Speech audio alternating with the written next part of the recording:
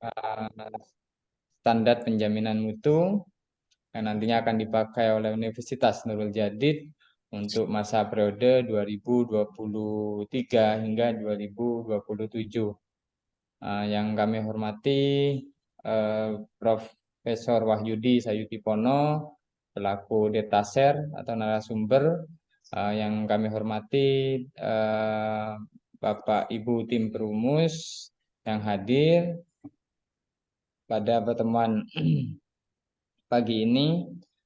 Salawat serta salam senantiasa kita curahkan pada junjungan kita Nabi besar Muhammad Sallallahu Alaihi Wasallam.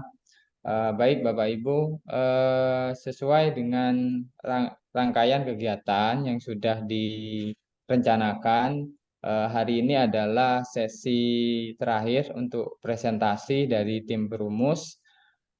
Sebelum nantinya sesi daring ini ditutup, kemudian nanti kita akan bertemu di sesi luring yang insya Allah akan dilaksanakan di tanggal 2 ya, insya Allah ya, 2 September 2023. Baik, Bapak Ibu tim perumus dan Profesor Wahyudi selaku narasumber, mungkin pada sesi awal dari Prof Wahyudi bisa menyampaikan perihal-perihal materi mungkin yang belum sempat disampaikan ataupun hasil telaah dari standar-standar yang sudah kami presentasikan di 3 hari sebelumnya. Baik, kepada Prof. Wahyudi kami persilahkan.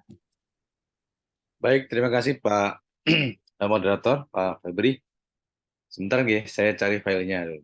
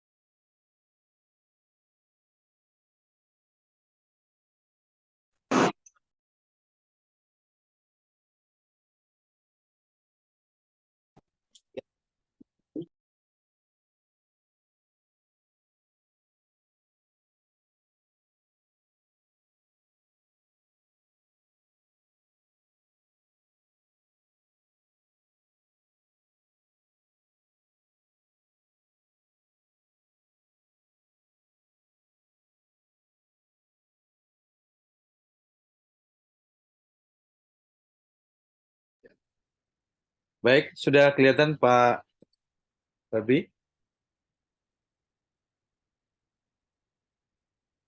Sudah kelihatan?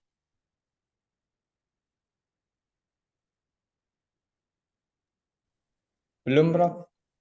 Belum. Belum, ya, masih loading. Oh, masih loading. Iya, belum keluar, Prof. Belum terlihat.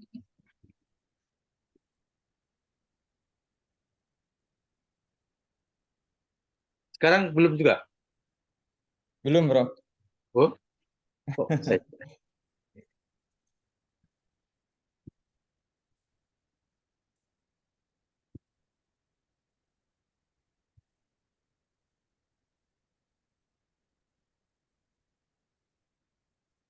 belum juga, Pak? Belum, Prof. Ya, Belum. kok bisa ya?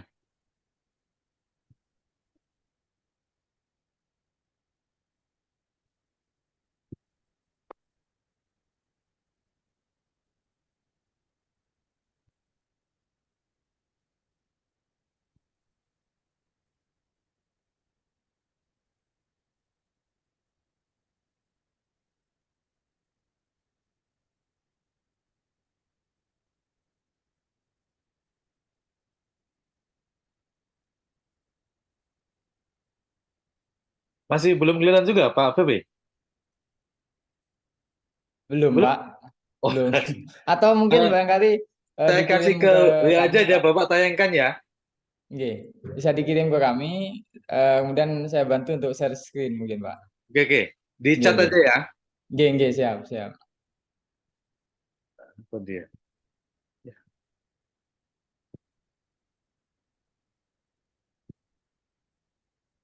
sebentar, sebentar. Baik, sembari menunggu Bapak Ibu peserta atau tim Rumus, jangan lupa untuk mengisi daftar hadir di yang linknya sudah kami share di kolom chat.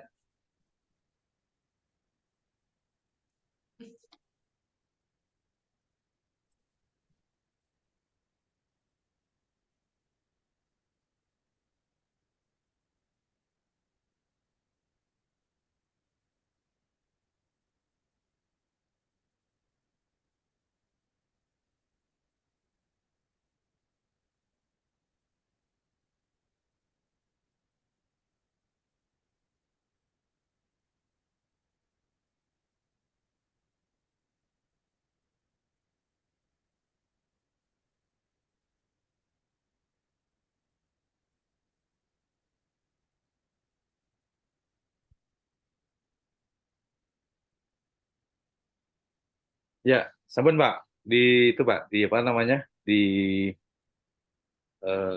chat gitu. Oke, siap, Bro. Saya download dulu.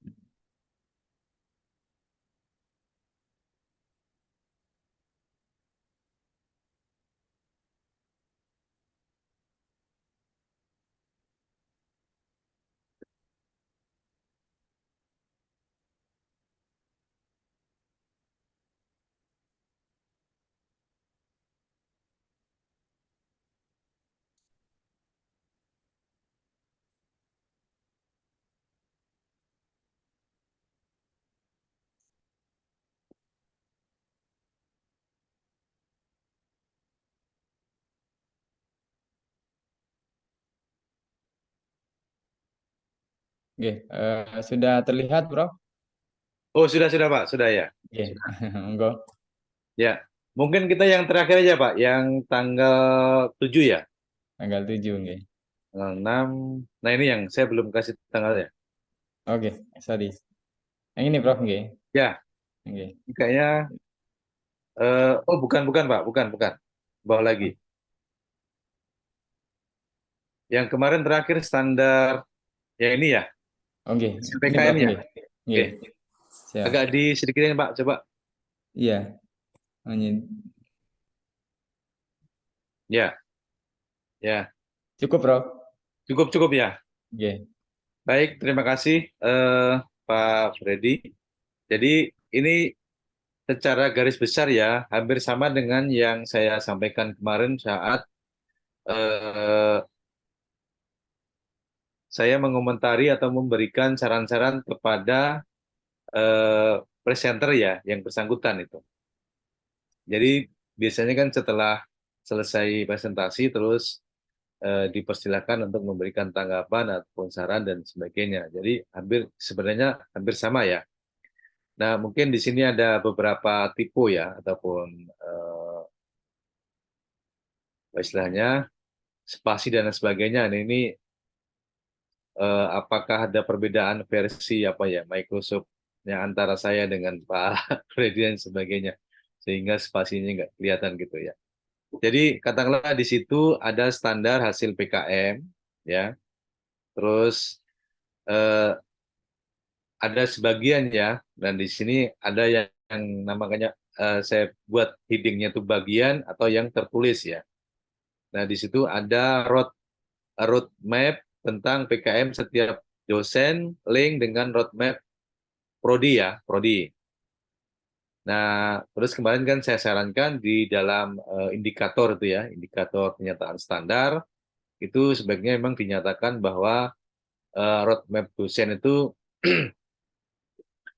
link dengan prodi. Nah nanti dalam pernyataannya apakah pada katakanlah eh, setiap dosen menyusun roadmap yang sesuai dengan roadmap program studi ya. Nah, terus baru nanti eh, tingkat kecapaiannya itu dinyatakan dalam persen ataupun dalam jumlah dosen begitu.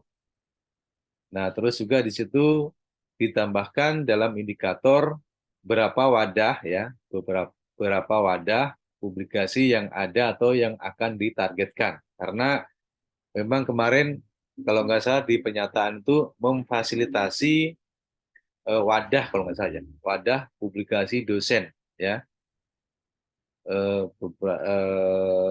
wadah publikasi dosen ya. Nah itu di nomor 2 itu ada ditambahkan dalam indikator ketercapaian standar itu kalau memang sudah ada wadah publikasi dosennya disebutkan ya. Terus kalau memang belum ada mau ditambahkan ya silahkan ditambahkan kayak gitu. Terus ada beberapa tipe ya. Tipe ini kalau nggak salah kemarin ada di di standar hasil itu ada beberapa tipe tentang materi ya, materi PKM. Padahal kalau menurut saya karena ini membahas hasil jadi seyogyanya ya itu memang hasil PKM bukan materi PKM gitu. Nah di situ makanya beberapa tipe materi PKM diganti dengan hasil PKM. Nah terus juga eh, ada juga sosialisasi ya roadmap PKM dan prodi kepada mahasiswa ya. Nah itu perlu dilakukan dan dicatat sebagai indikator ya, indikator guna mengetahui keterlibatan ya, keterlibatan mahasiswa dalam PKM dosen, dalam PKM dosen. Nah, nanti dalam mengukur indikatornya itu apakah persentase ya, jumlah dosen yang melibatkan mahasiswa atau jumlahnya saja ya, itu ya terserah sama teman-teman bagaimana merumuskan. Nah, yang kedua kemarin tentang standar jati diri kepesantrenan ya, pesantrenan. Nah, mohon maaf nanti kalau dalam apa namanya, dalam penulisannya ya, ada hal yang tidak mungkin tidak baku ya, sesuai dengan yang ada di Ununja. Nah, apakah standar kepesantrenan atau standar jati diri kepesantrenan ya? Karena waktu saya apa namanya mengamati, membaca kan juga tidak tidak bisa apa istilahnya the whole dokumen itu saya nggak bisa baca.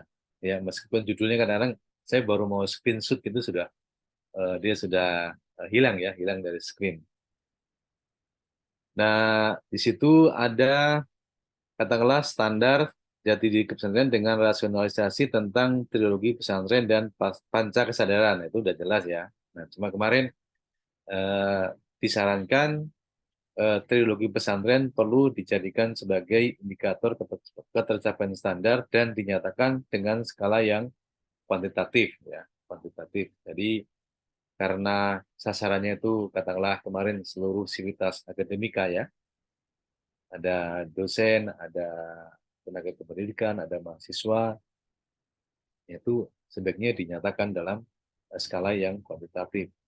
Demikian juga dengan panca kesadaran ya, panca kesadaran. Kemarin kan ada kesadaran berorganisasi, terus kesadaran, mohon maaf, saya tidak hafal satu-satu ya. Itu memang sebaiknya di apa namanya, diuraikan ya, diuraikan sebagai indikatornya, indikatornya. Apakah eh, lima panca kesadaran itu ditargetkan semua itu tercapai untuk katakanlah milestone pertama atau kedua dan sebagainya ya, saya pikir itu teman-teman yang lebih paham ya, lebih paham. Terus nah ini bagaimana praktek pelaksanaan trilogi pesantren dan panca kesadaran dalam perkuliahan ya, perkuliahan. Apakah itu kemarin saya tanyakan apakah itu dalam bentuk mata kuliah tersendiri atau dalam integrasi muatan ya, muatan trilogi dan panca kesadaran itu dalam bentuk mata kuliah. Itu yang kemarin juga saya sarankan ya. Terus ini kemarin ada seluruh sivitas akademik, mahasiswa, dosen, dan tendik wajib mengikuti trilogi pesantren dan panca kesadaran. Nah ini bagaimana mengukurnya ini ya, bagaimana mengukurnya, terus nanti bagaimana melaksanakannya. Artinya melaksanakan pengukuran itu ya, terus bagaimana mengevaluasinya.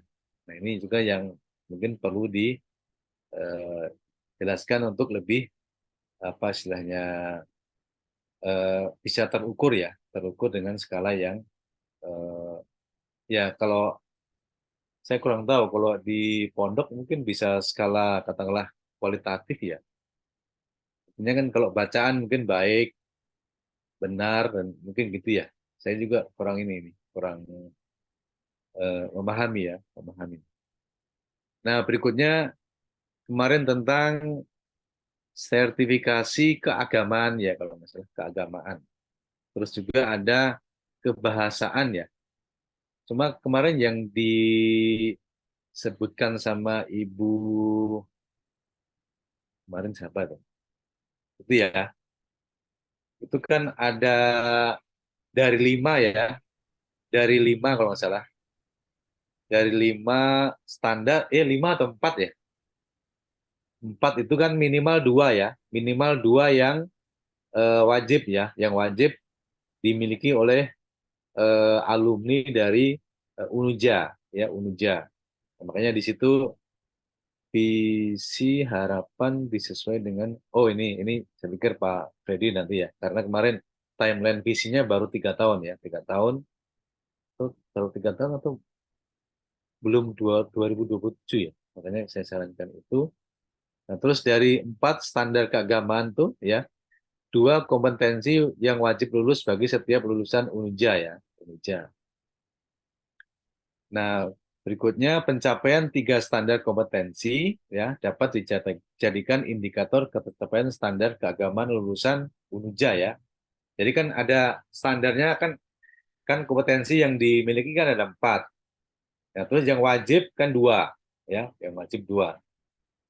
Nah, sehingga pada tahun berikutnya jangan hanya dua saja gitu. Jadi minimal tiga atau katakanlah kalau dapat tiga ya tiga kompetensi itu ditargetkan berapa persen. Nah setelah tiga kan kita tingkatkan jadi empat gitu ya jadi empat. Atau katakanlah karena mungkin berat ya mungkin berat oke dua nggak apa-apa tapi yang 3 juga jangan dibatasi. Kita memiliki target. Kalau mungkin tahun pertama 5%, oke. Tahun berikutnya kita coba targetkan 10%. Ya. Nah, berikutnya untuk 4 tadi, 4 kompetensi, ya, demikian juga, begitu kan. Terus tadi kan bagi lulusan ya. Nah, terus juga ada sertifikasi keagamaan berlaku bagi sivitas eh, akademik Unuja ya, dosen, mahasiswa, dan tendik. Nah, kemarin kan eh, kalau nggak salah indikatornya kan berapa banyak mengikuti pengajian, pengajian, ya, pengajian. Nah, apakah apa istilahnya dalam pengajian itu yang diukur hanya hanya datangnya saja, artinya hanya hadirnya saja, atau eh, boleh dibilang keaktifan ya, keaktifan dalam pengajian itu. Nah, itu yang mungkin juga perlu didefinisikan ya, definisikan. Artinya kalau hanya oke, yang penting ada katakanlah pengajian yang diselenggarakan oleh Unija mungkin 10 kali, yang penting dia hadir mungkin 5 kali, dinyatakan oh lulus. Atau katakanlah hadir 5 kali tetapi aktif ya, atau katakanlah hadir 5 kali terus mungkin 1 kali dia bisa katakanlah memberikan mungkin tausiah atau apa, itu identik dengan hadir 5 kali kayak gitu. Nah itu kita nggak tahu ya yang dimaksud dengan ini yang mana kayak gitu. Nah itu memang sebaiknya di apa namanya didefinisikan oleh teman-teman di Unija ya, Unija. Ini memang akan lebih apa ya, lebih paham dan lebih itu kalau kita sebenarnya ketemu itu, ketemu apa istilahnya, eh, luring ya, luring, baru kita lihat dokumennya, nah maunya bagaimana, itu mungkin akan lebih efisien ya, akan lebih efisien, lebih efisien. Nah berikutnya juga di sini ada yang kemarin terakhir itu ya, standar pengembangan dosen dan tenaga kependidikan yang kemarin Bapak itu ya dari Tendik itu ya. Nah di situ memang beliau mengurus banyak sekali ya, dari jabatan fungsional dosen, terus bagaimana mendorong dosen untuk tugas belajar, bagaimana juga mendorong dosen untuk katakanlah mengikuti ya, mengikuti sertifikasi dosen, terus juga meningkatkan publikasi ya, terus juga disampaikan juga kemarin banyak dosen-dosen yang masih bingung ya, masih bingung bagaimana eh, menulis proposal ataupun mengikuti skema-skema hibah penelitian yang ada ya, baik dari kementerian maupun dari dana-dana di luar kementerian kayak gitu.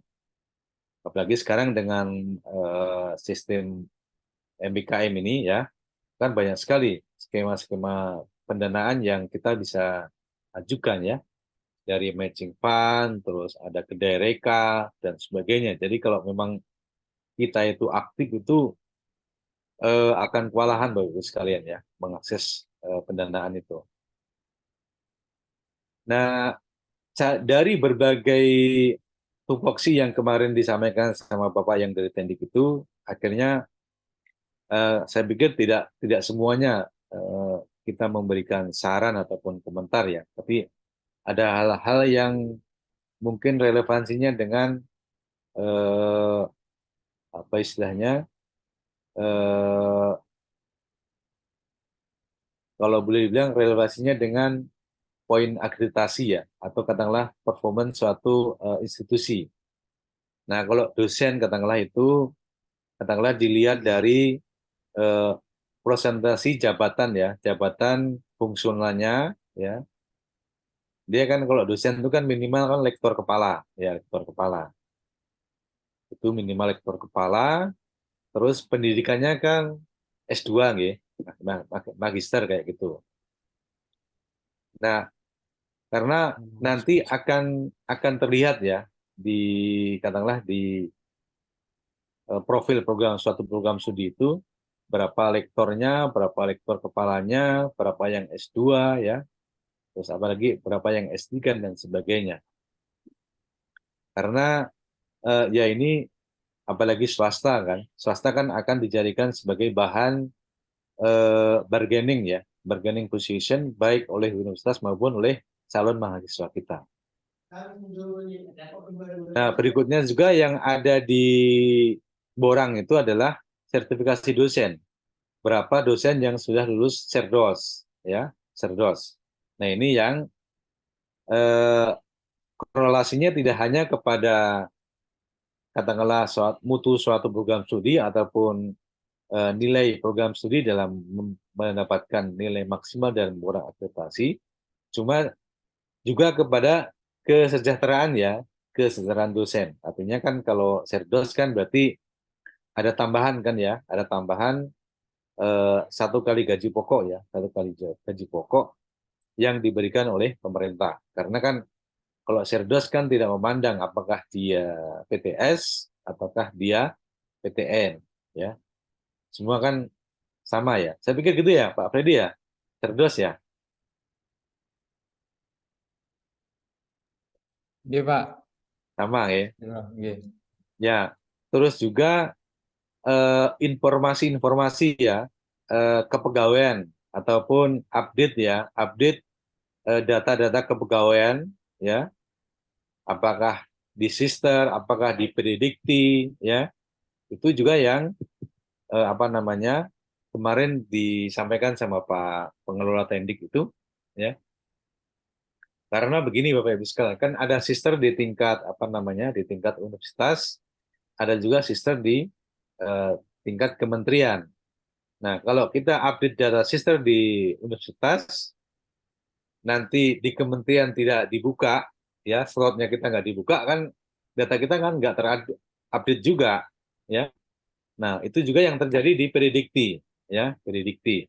Apakah dosen home base atau kita baru selesai tugas apa, selesai tugas belajar atau selesai mengajar, selesai belajar, pulang dengan gelar, ya, tapi belum dikembalikan sama perguruan tinggi tempat kita sekolah, ya. Nah, kadang-kadang kita sudah mengajar, kita mengajukan Serdos, oh, Anda nggak bisa mengajukan Serdos karena Anda statusnya masih tugas belajar. Nah, ini yang kadang-kadang, ini yang kemarin disampaikan sama Pak Tendik itu, ya. Jadi, dalam standar pengembangan dosen dan tenaga kependidikan, ya, memang banyak ya, banyak sekali yang perlu di itu, yang perlu dijadikan indikator ya. Tapi intinya di sini yang saya garis bawahi adalah katakanlah jabatan fungsional dosen, terus pendidikan dosen, ya, terus eh, sertifikasi dosen, terus juga eh, dosen home base ya, dosen home base. Nah kalau kami di perguruan tinggi negeri itu ada dosen home base dan juga ada dosen tetap, ya, dosen tetap. Nah ini juga yang sekarang menjadi perdebatan ya, dosen tetap, tidak tetap, ya, itu yang juga jadi perdebatan. Ya, mungkin untuk sementara begitu Pak Freddy. Komentarnya ya nanti saya tambahin lagi. Biar teman-teman Baik, ada waktu untuk menyampaikan itu ya. Baik, baik. terima kasih. Mohon maaf kalau ada keliruan dan sebagainya. Baik, Prof. Terima kasih atas komentar dari hasil telaah standar-standar yang sudah dipresentasikan. Baik, kita langsung saja masuk pada sesi presentasi untuk hari ini. Ini kami sudah bergabung beberapa presenter untuk hari ini. Tapi sebelum untuk yang pertama nanti Pak Handono, Prof. Pak Handono yang akan melakukan presentasi. Tapi sebelum Pak Handono melakukan presentasi, kami ingatkan lagi kepada Bapak, Ibu, peserta tim Brumus untuk jangan lupa mengisi daftar hadir yang sudah kami share di kolom chat. Baiklah, untuk presentasi hari ini pertama akan disampaikan oleh Bapak Handono Fathur Rahman. Beliau adalah Dekan Fakultas Kesehatan yang akan mempresentasikan standar dan formulir mutu suasana akademik. Kepada Bapak Handono, kami persilahkan.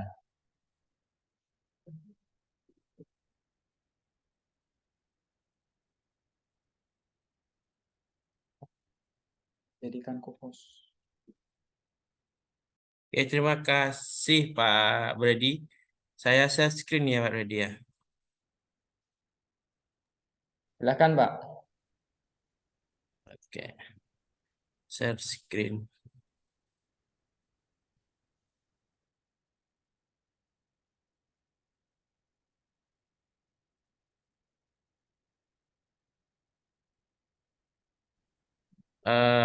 Assalamualaikum warahmatullahi wabarakatuh. Yang saya hormati Prof. Wahyudi, yang saya hormati teman-teman di LPPWM, ada Pak Kepala, ada Pak Kepala, Pak Furkon, ada Pak Brady. Kebetulan kami dapat tugas terkait dengan standar SPMI, standar suasana akademik, SPMI standar suasana akademik Universitas Nur Jadid. Mungkin nanti akan ada revisi atau seperti apa. Mohon maaf juga sebelumnya kepada penyaji dan kepada lembaga pelaksana baru sempat hadir hari ini dikarenakan sebelum-sebelumnya ada giat yang tidak bisa kami tinggalkan. Yang terkait dengan standar ini, standar suasana akademik ini, kodenya ini masih pakai kode yang lama, karena kita masih mengikuti yang lama terkait dengan kode-kode, tanggal revisi dan halamannya mungkin saya serahkan kepada teman-teman di SPMI. Kemudian ada standar suasana akademik, ada visi misi dan tujuan Universitas Nur Jadid. Ini adalah kok masih start dulu. Ini kok bro kok mungkin Pak Brady bisa bantu, Pak Brady yang sudah saya kirim, Pak kok masih yang lama ya. Yang jelas tadi saya sudah mengedit visi misinya ini kemarin. Kita lanjut aja ke rasional standar suasana akademik. Suasana akademik ini merupakan salah satu komponen yang sangat menentukan kemajuan dalam sebuah perguruan tinggi karena memberikan pengaruh signifikan dalam menentukan kualitas luaran. Kemudian kegiatan akademik yang dikelola dengan baik akan menciptakan iklim yang kondusif. Interaksi antara dosen, mahasiswa, tenaga pendidikan, dan unit pengelola serta LBE berpengaruh sangat besar dalam mengoptimalkan proses kegiatan pembelajaran. Kemudian di sini ada rasional, ada definisi istilahnya. Definisi istilahnya itu ada suasana akademik, ada lab LBE, ada etika, dan ada budaya akademik. Yang LBE ini adalah memadukan kegiatan pendidikan, kegiatan penelitian, kegiatan pengabdian masyarakat sebagai bentuk pembelajaran di laboratorium. Etika akademik adalah perilaku etis dan civitas akademika harus terjadi dalam berinteraksi dalam proses pembelajarannya. Budaya akademik adalah cara hidup dari masyarakat ilmiah berdasarkan nilai-nilai ilmiah. Pihak yang bertanggung jawab ini ada rektor, Warek 1, Kaprodi, Kepala Unit Kerja, dan Kepala LPPM. Kalau rektor itu terkait dengan penetapannya, Warek 1 itu kendali dan peningkatannya, Kaprodinya itu terkait dan pelaksana, evaluasi, kendali, dan peningkatan. Kemudian LP2M terkait dengan evaluasi, pengendalian, dan peningkatan. Kemudian dari pernyataan isi standar suasana akademik, rektor menjamin kemandirian dan kebebasan sivitas akademika dalam menemukan, mengembangkan, mengungkapkan, dan mempertahankan kebenaran menurut kaidah keilmuannya untuk menjamin keberlanjutan perkembangan cabang ilmu pengetahuan dan teknologi. Rektor menjamin kegiatan penelitian dan pengabdian dosen yang mengikutsertakan mahasiswa dan tenaga kependidikan. Rektor juga menjamin pemanfaatan fasilitas PT dalam rangka kelancaran proses belajar mengajar secara optimal. Rektor menjamin kebebasan setiap anggota sivitas akademika dalam melaksanakan Tridharma PT. Rektor menjamin hubungan dosen dan mahasiswa yang terbuka, dialog, harmonis, dan profesional dengan sarana kegiatan yang dapat mengintensifkan interaksi dosen, mahasiswa, serta monitoring dan evaluasi yang transparan dan objektif. Rektor menjamin minat pengembangan Tridharma PT. Ada proses PPEPP-nya pada standar akademik, ada proses penetapan standar, kemudian ada proses pelaksanaan standar, evaluasi standar, pengendalian, dan peningkatan. Kalau yang penetapan standar ini Rektor membentuk tim perumus yang terdiri dari Warik 1, Kaprodi, Kepala Unit Kerja, Kepala PPM untuk penetapan standar susunan akademik. Tim perumus menjadikan visi misi Ununja sebagai tolak ukur perancangan hingga penetapan standar susunan akademik. Tim perumus mengumpulkan dan mengkaji seluruh peraturan internal dan eksternal yang berhubungan dengan standar susunan akademik. Tim perumus merancang draft standar susunan akademik dengan menggunakan rumusan ABCD atau menggunakan KPI. Tim perumus melakukan uji publik dalam bentuk survei terhadap dosen sebagai bahan dalam penyempurnaan rumusan standar susunan akademik yang mengikuti perkembangan iptek dan kebutuhan masyarakat. Tim perumus merevisi standar susunan akademik berdasarkan rumusan uji publik. Tim perumus melaporkan kepada rektor rancangan standar susunan akademik sampai kepada rektor Rektor mengajukan kepada yayasan dan yang telah memperoleh prima sakit untuk memperoleh penetapan. Jadi penetapannya di sini adalah rektor terkait dengan standar susunan akademik. Pelaksanaan standarnya ini adalah Warik 1, Kaprodi, Kepala Unit Kerja yang terkait yang melaksanakan rapat koordinasi dalam persiapan pelaksanaan standar susunan akademik.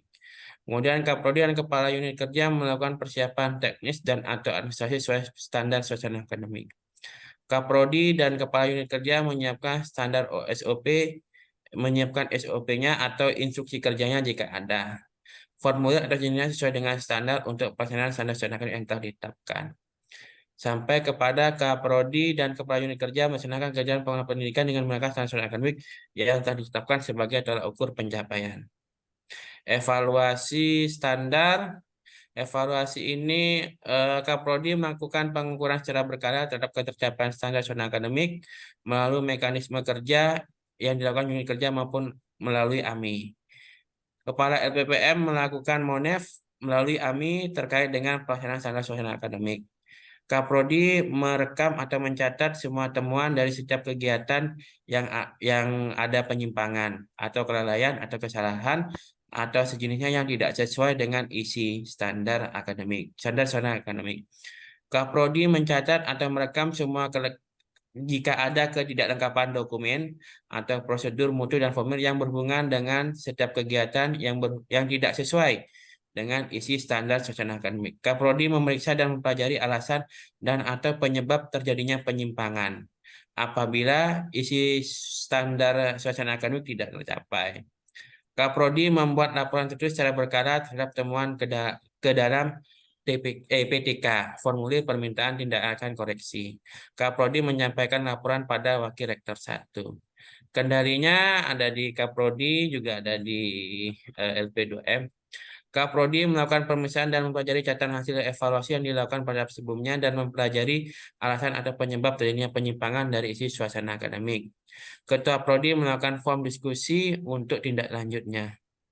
Kaprodi mengambil tindakan korektif terhadap setiap penyimpangan atau kegagalan ketercapaian isi standar susunan akademik. Kaprodi memantau terus-menerus efek dari tindakan korektif tersebut. Kaprodi membuat laporan tertulis secara periodik tentang semua hal yang menyangkut pengendalian standar susunan akademik. Warik 1 dan Kepala BPM memastikan dan lanjut atas tindakan yang dilakukan oleh unit kerja. Kepala BPM melaporkan hasil pengendalian susunan akademik kepada rektor. Sampai kepada peningkatan standar. Strategi pelaksanaan standar susunan akademik adalah Universitas Nurul Jadid melakukan standar susunan akademik melalui SK Rektor. Universitas Nurul Jadid mengimplementasikan standar suasana akademik. UNUJA memastikan mahasiswa, dosen, dan tenaga pendidikan melaksanakan suasana akademik secara periodik. UNUJA melakukan evaluasi standar suasana akademik melalui AMI.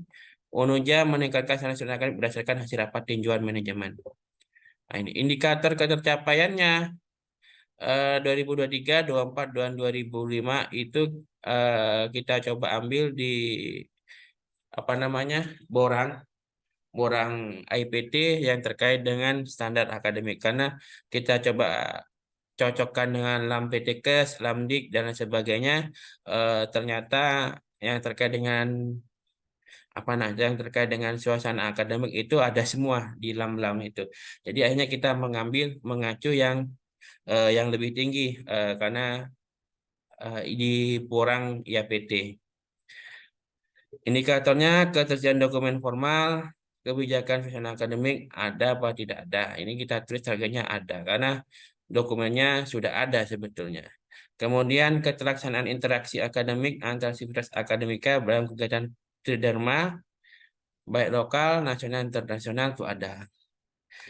Kemudian keterlaksanaan program kegiatan non akademik yang melibatkan seluruh warga kampus, ketersediaan bukti yang sahih tentang langkah-langkah strategis, ketersediaan rencana strategis pengembangan suasana akademik, dan keterlaksanaan dan keterkaitan program dan kegiatan luar kegiatan pembelajaran struktur untuk meningkatkan suasana akademik setiap bulan. Dokumen terkait standar akademik ini ada Renstra, ada pedoman suasana akademik, pedoman survei kepuasan, laporan survei kepuasan, laporan kegiatan ilmiah setiap bulan atau setiap 3 bulan atau setiap semester. Referensinya kurang lebih ini. Mungkin itu saja dari kami, Prof. sama Pak Brady, moderator. Ada masukan, monggo kami terima masukan sebanyak-banyaknya untuk pengembangan kemajuan institusi kami.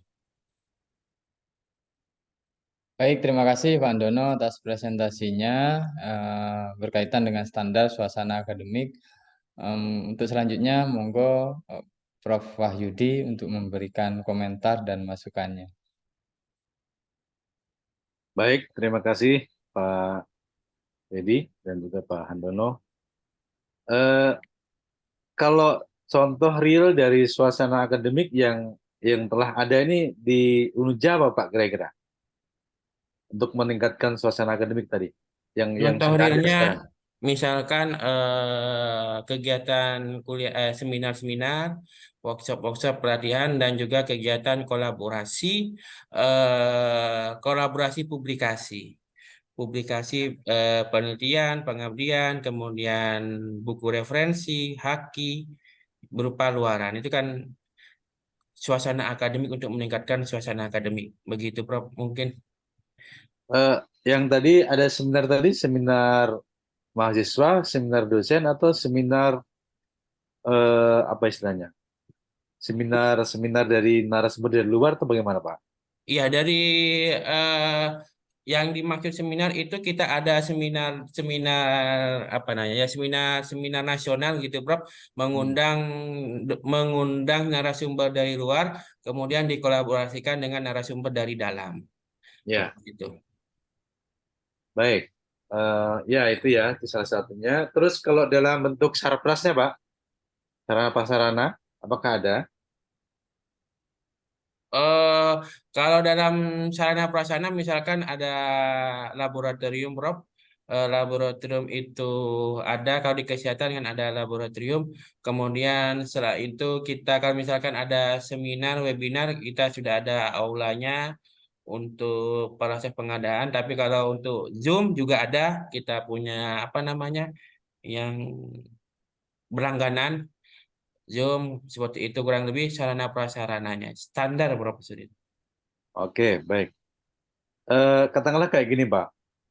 Untuk meningkatkan interaksi dosen dengan mahasiswa di luar kelas, ya, di luar kelas itu apakah ada semacam apa taman-taman di sekitar gedung ataupun sekitar kampus yang bisa Gazebo, Prof. ya, Kita ada gazebo. oh gazebo ya, Ya. ya gazebo apalagi Pak, gazebo Oh, ada kalau di universitas itu kita ada gazebo, ya kemudian ada taman-taman ada gazebo yang difasilitasi dengan internet, wifi, ya, kemudian ada musola, Bro. Terkadang ya, itu dosen itu ngajak biasanya dosen-dosen five, Bro. eh, Mengajak apa namanya? Mengajak pembelajaran di musola untuk mencari suasana baru. Kalau kesehatan itu biasanya, Bro, kita kan punya klinik klinik klinik punya kliniknya pesantren gitu, Bro. biasanya kita apa namanya ya terkadang diajak ke klinik, terkadang itu kita memberikan biasanya, terutama mahasiswa yang ada di pondok, kita beri tugas untuk membantu apa ya praktek di klinik, membantu di klinik gitu, Bro. Seperti itu. Ya, mungkin nanti itu yang sebagian di apa namanya disampaikan dan dalam skala yang kuantitatif, Pak. Nggih. Jadi katakanlah untuk meningkatkan interaksi dosen dan mahasiswa di luar kelas, nggih. Di luar kelas. Nah, terus ada beberapa fasilitas publik ya, fasilitas publik atau kampus yang disediakan oleh universitas ya. Apakah gazebo, apakah kursi-kursi taman, ya, apakah spot-spot wifi dan sebagainya. Terus juga kan ada namanya semacam apa ya, kayak mimbar-mimbar itu ya, mimbar-mimbar untuk mahasiswa, mimbar untuk dosen, itu yang mungkin apa, terus ada bedah buku, ada diskusi buku atau bagaimana, itu yang mungkin apa lebih ditekankan kepada skala-skala yang apa namanya kuantitatif ya. Karena tadi kan Bapak di indikatornya kan banyak macam suasana akademik, terus apa tadi, Sarpas atau apa itu ada Iya, betul. ya. Jadi mungkin lebih yang spesifik Pak, nggih. Kalau spesifik itu, kalau target-targetnya itu biasanya munculnya di Prof, di Renstra, Renov sama RKAD. Jadi Oke. turunan dari universitas itu biasanya misalkan universitas punya target 10 webinar ya Prof ya. Iya. Itu langsung dibagi habis itu. FKS dapat berapa, Sosum dapat berapa, seperti itu. Lebih kepada itu. Tapi kalau misalkan mau berupa kuantitatif, nanti kita masukkan, Bro. Ya, enggak apa-apa karena ini kan seluruh itu ya, seluruh Unuja, Bang, ya. Oke. Ya, memang mungkin Bapak menentukan itu kan juga nggak bisa sendiri ya, kan harus diskusi dengan teman-teman yang lain. Oke. Ya, oke Pak. Kalau memang sudah itu enggak apa-apa. Ya,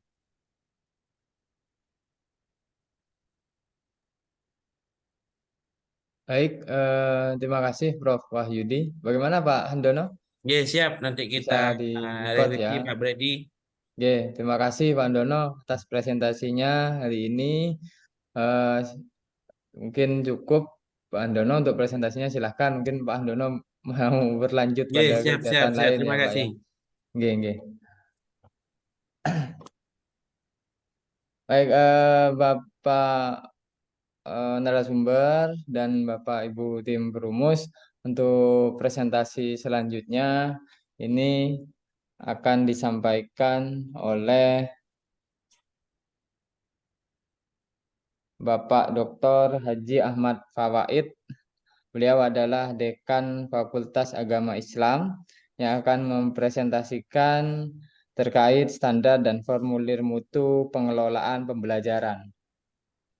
Bagaimana Pak Fawaid?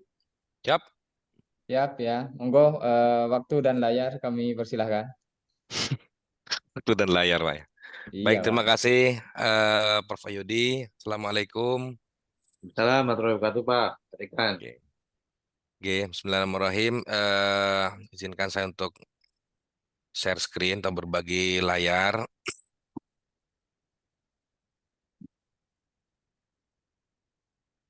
Bentar, Pak. Saya buka dulu.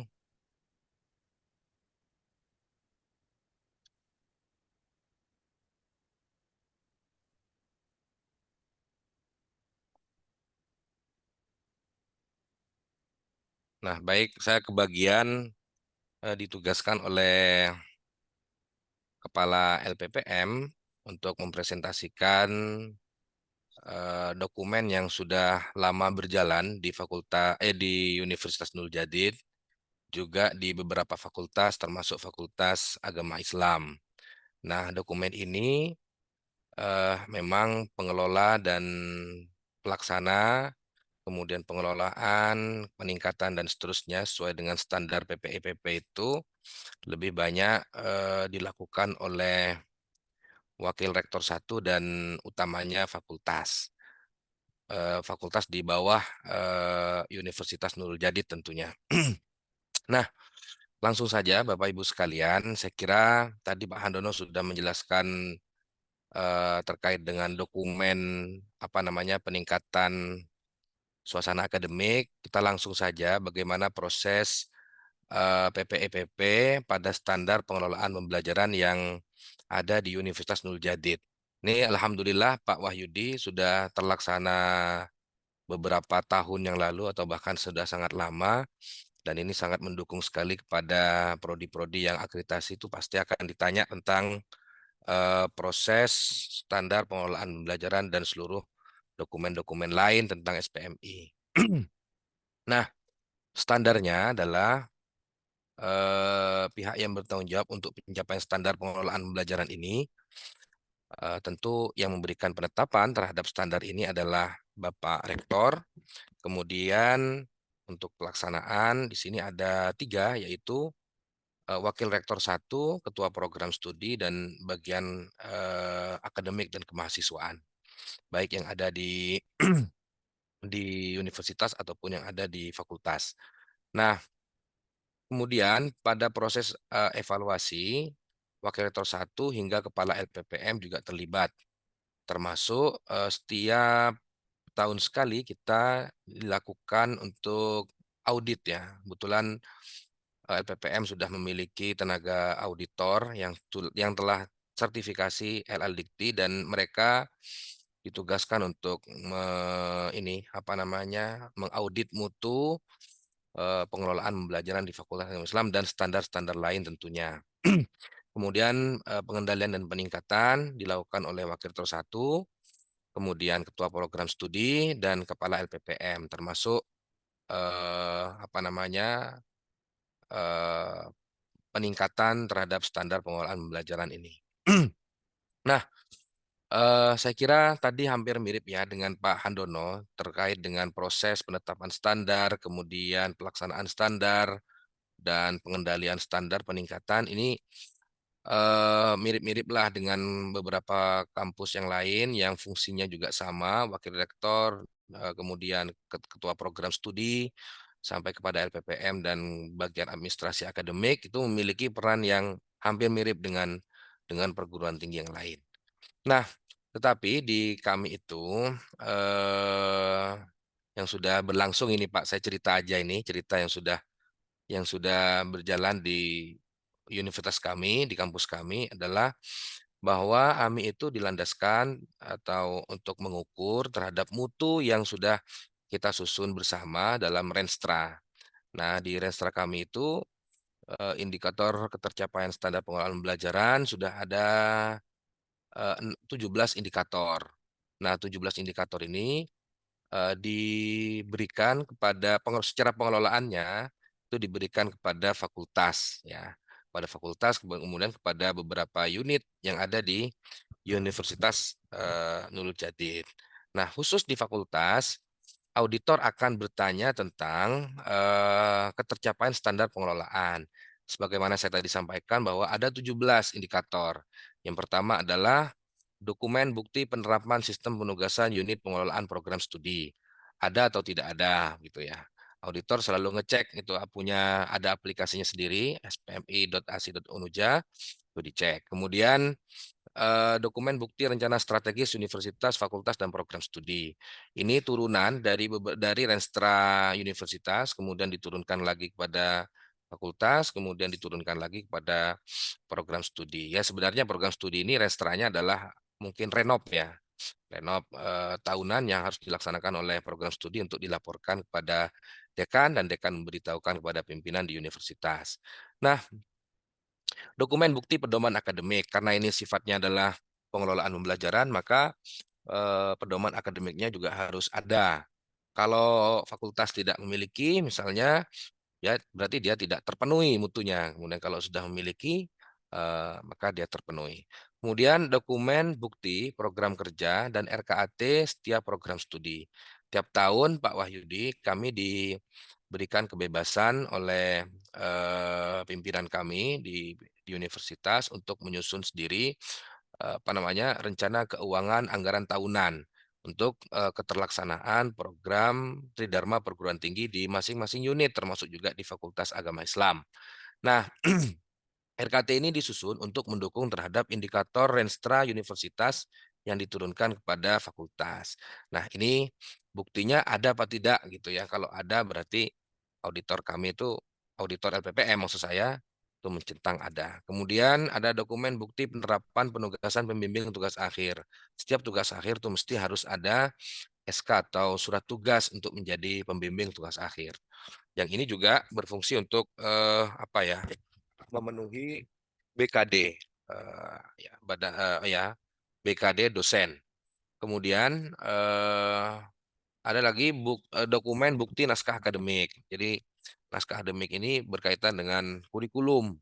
Kurikulum program studi itu harus ada naskah akademiknya. Kalau misalnya ada dianggap tercukupi atau terpenuhi oleh auditor kami. Kemudian tracer study bagaimana biasa. Kemudian laporan pelaksanaan suasana akademik yang tadi disampaikan oleh Pak Handono, apa telah mendukung pada apa namanya standar pelaksanaan suasana akademik atau masih belum. Dokumen laporan kegiatan perwalian di kami Pak Wahyudi ada dua model bimbingan, ada bimbingan akademik, ada bimbingan non akademik. Nah, bimbingan akademik itu bentuknya dilakukan oleh dua orang atau oleh dua dosen. Yang pertama adalah dosen pembimbing skripsi atau PPL atau apa begitu. Yang kedua adalah dosen wali. Nah, yang disebut di sini adalah dosen perwalian ini adalah dosen wali. Nah, dosen wali itu bertugas untuk menerima pertama konsultasi dari mahasiswa tentang pemrograman atau pemrograman mata kuliah, maksud saya, atau rencana akademik yang akan dia tempuh untuk semester berikutnya. Nah, sekarang ini model musimnya pemrograman teman-teman, maka mahasiswa akan mendatangi dosen wali masing-masing untuk meminta arahan. Arahannya adalah, Pak, saya batas SKS saya adalah 24 SKS misalnya. Sementara yang dipasarkan di program studinya hanya 22. Kira-kira 2 SKS-nya untuk ngambil mata kuliah apa di semester atas begitu. Nah, itu dosen wali bisa memberikan masukan di situ untuk memenuhi apa namanya prestasi SKS ya atau prestasi akademik mahasiswa. Nah, kemudian ada lagi dokumen pedoman sistem pengendalian mutu itu tingkat GJM. Kami juga ada GKM dan GJM. Kalau GJM itu adalah gugus jaminan mutu yang dimiliki oleh prodi atau ya prodi. Kemudian GKM itu fakultas. Jadi LPPM itu memiliki kaki-kaki tangan ya atau bin lah. Ada intelijennya di fakultas LPPM itu. Beberapa dosen ditugaskan sebagai bin yang namanya GKM dan GJM. Ya, mengaudit fakultas, keterpenuhan Renstra yang telah dibebankan kepada fakultas atau indikator kinerja yang telah dibebankan kepada fakultas. Kemudian juga fakultas menurunkan kepada prodi itu juga ada BIN-nya, ada jasusnya, ada mata-matanya begitu. Kira-kira begitu GKM dan GJM. Tapi itu menurut emat kami itu sangat efektif pekerjaannya karena akan menilai, akan mengevaluasi mutu dan ketercapaian kinerja setiap tahun. Nah, Bapak Ibu sekalian, yang terhormat Pak Wahyudi, kemudian ada bukti implementasi sistem monitoring dan evaluasi pelaksanaan mutu proses pembelajaran. Ini tadi yang saya sampaikan dilakukan oleh GJM, tingkat prodi. Jadi GJM akan mengecek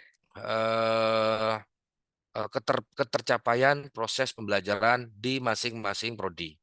Misalnya Pak siapa yang mudah dicontohkan di sini ini? Pak Rofiki misalnya ya. Pak Rofiki mengajar mata kuliah bahasa Indonesia misalnya ya. Dan ya bahasa Indonesia lah. Bahasa Indonesia. Kemudian Pak Rofiki hanya mengajar misalnya 8 kali tatap muka. Maka itu akan ketahuan laporannya oleh GJM. GJM akan melaporkan kepada dekan, kemudian oleh dekan dilaporkan kepada GKM, tingkat dekanat atau tingkat fakultas, lalu GKM ini akan melaporkan kepada ketua LPPM dan itu menjadi temuan di kampus kami. Kemudian indikator nomor 12, dokumen bukti MONEF kelayakan dosen pembimbing TA. Nah, ini juga proses pembimbing TA juga ada MONEF karena ini sifatnya adalah fakultas, maka yang bekerja dalam konteks ini adalah GKM. GKM akan melihat surat tugas yang saya keluarkan atau yang fakultas keluarkan yang ditandatangani oleh dekan. Kemudian itu dilihat aturan-aturan yang ada di aturan dosen pendamping atau pembimbing akademik di Universitas Nur Jadid. Yang aturannya adalah untuk sekedar diketahui untuk pembimbing satu atau pembimbing utama harus memiliki serendah-rendahnya lektor untuk jabatan akademik S2 atau asisten ahli untuk jabatan jenjang pendidikan S3. Begitu juga dengan penguji, kalau pengujinya masih AA atau asisten ahli dan jenjang pendidikannya masih S2, dia hanya bisa menjadi sekretaris. Kira-kira begitulah Pak Wahyudi. Kemudian ada dokumen bukti pelaksanaan TA. Sama ini tadi pembimbing, kemudian juga dengan pelaksanaan TA. Ada dokumen bukti BKD. Bukti BKD ini apakah dosen itu rutin, konsisten melakukan laporan-laporan kepada universitas yang akhirnya akan diberikan kepada sister kalau di kita atau tidak. Nanti itu diaudit oleh GKM.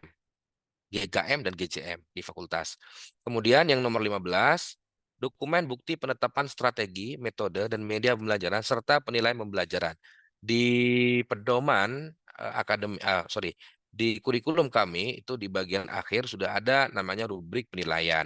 Nah, itu nanti juga akan menjadi temuan ketika beberapa dosen atau kaprodi memberikan penilaian tidak sesuai dengan rubrik penilaian yang sudah ditetapkan dalam kurikulum, misalnya penugasan atau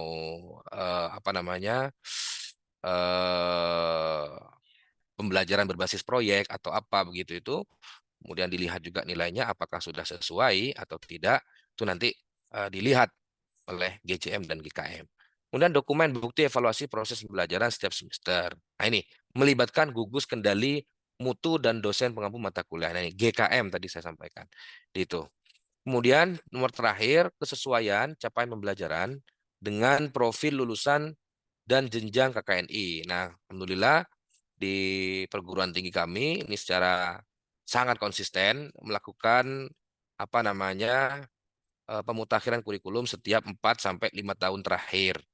Nah, apa yang dilakukan? Yang dilakukan adalah pertama itu menganalisis kesesuaian capaian pembelajaran dengan profil lulusan. Ini melibatkan beberapa stakeholder internal ataupun eksternal. Nanti hasilnya didiskusikan dan terakhir disahkan oleh dekan masing-masing.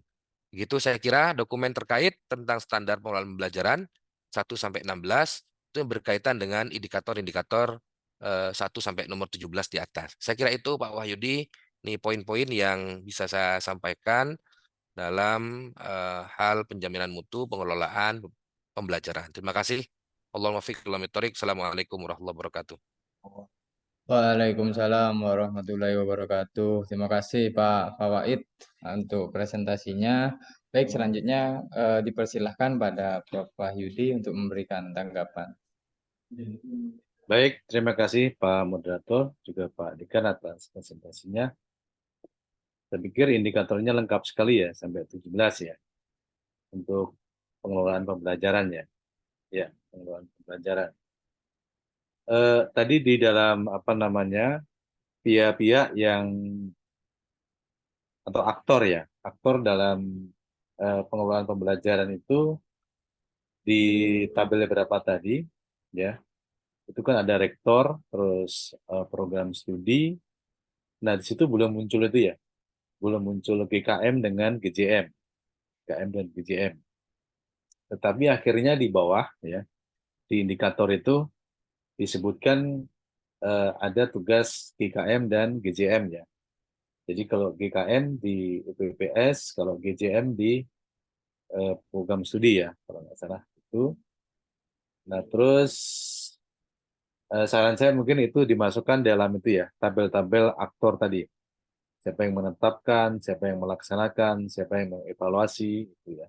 Itu dimasukkan PKM dengan PJM. Prof, ini saya catat, Prof. Iya Pak, silakan Pak. Ya, ya. Berikutnya juga eh, ada beberapa indikator ya. Tadi di nomor berapa saya lupa. Cuma apakah itu kalau nggak salah ada S2 lebih besar sama dengan 6, S1 lebih besar sama dengan 8, terus diploma mungkin ya. Itu apakah jumlah jumlah bimbingan, Pak? Yang di indikator nomor 5 kalau nggak salah ya. Atau nomor berapa ya? Nomor berapa, Pak? Nomor 5 tadi ya? Nomor 5 kalau nggak salah. Kan ada Eh, S2 lebih besar sama dengan 6, S1 lebih besar sama dengan 8 ya kalau nggak salah.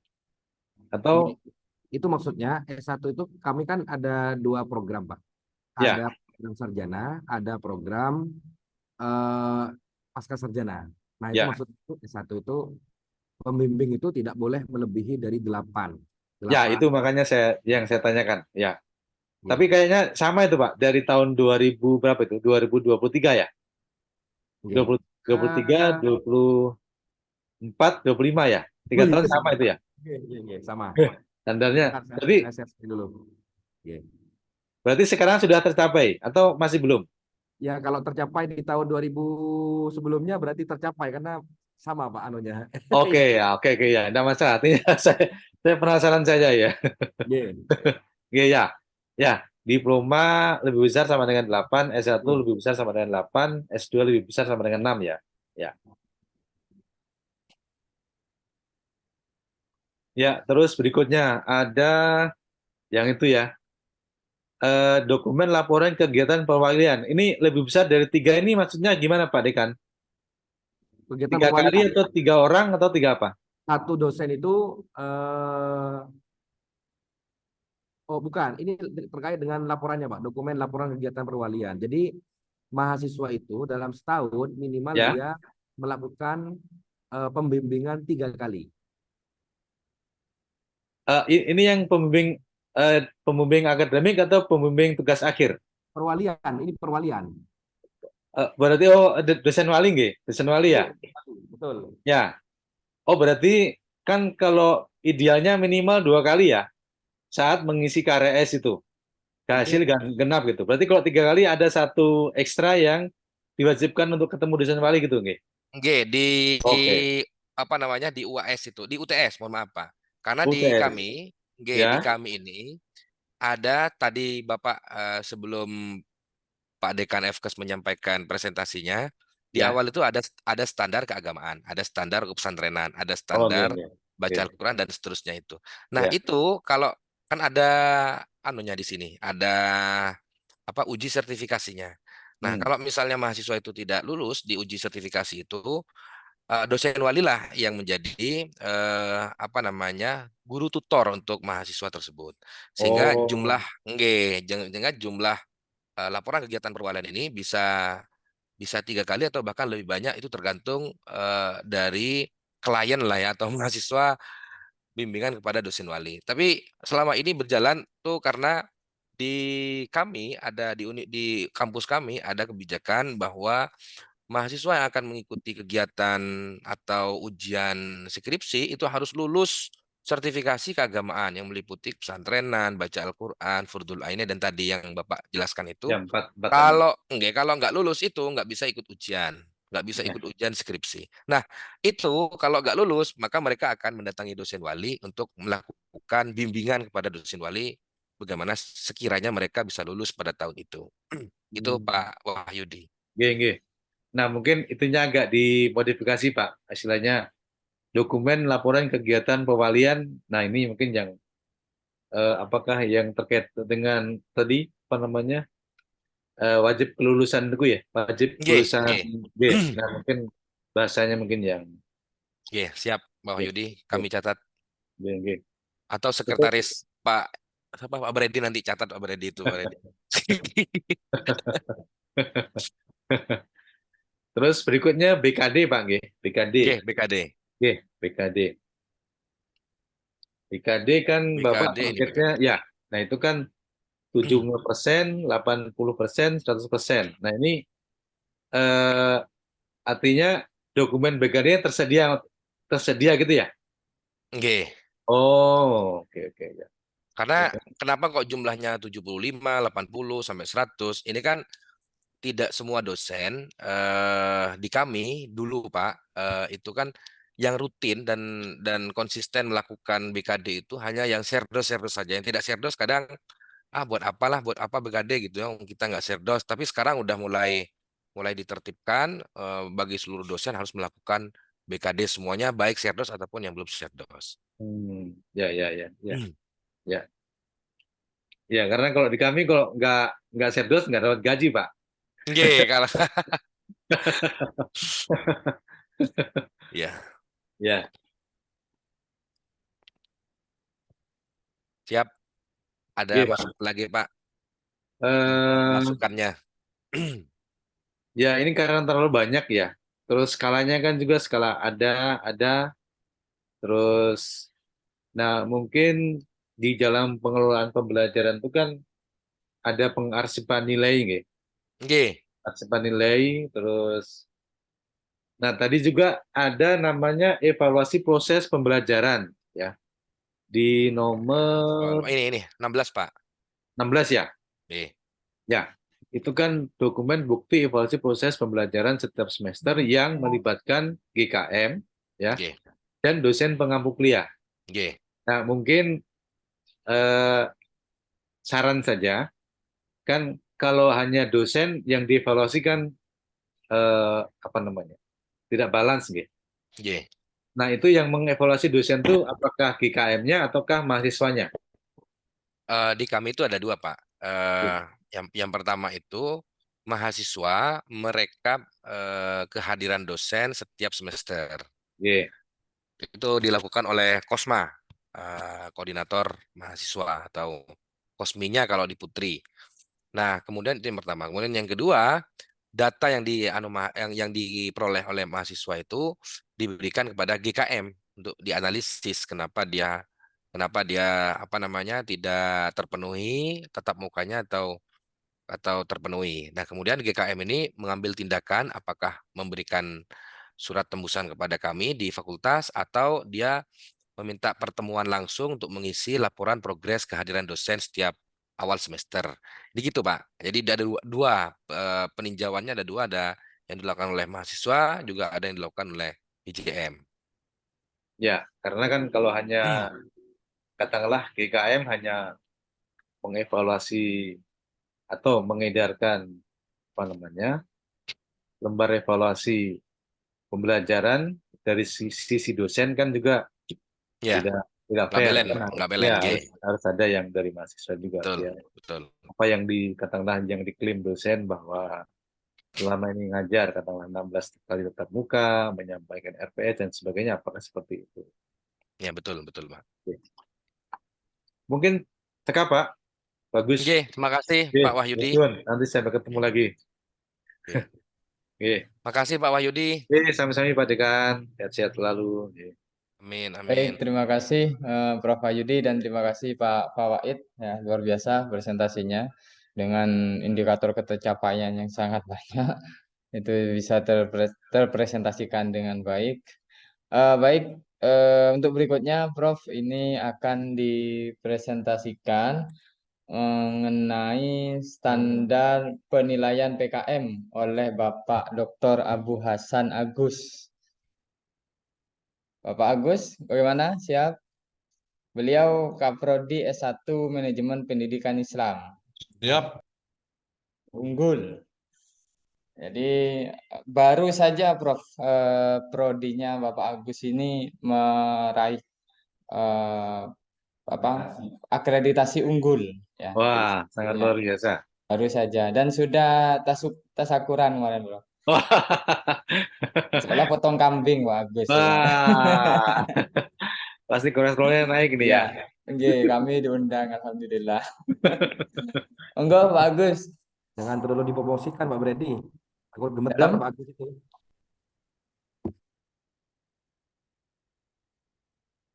Silakan Pak Agus.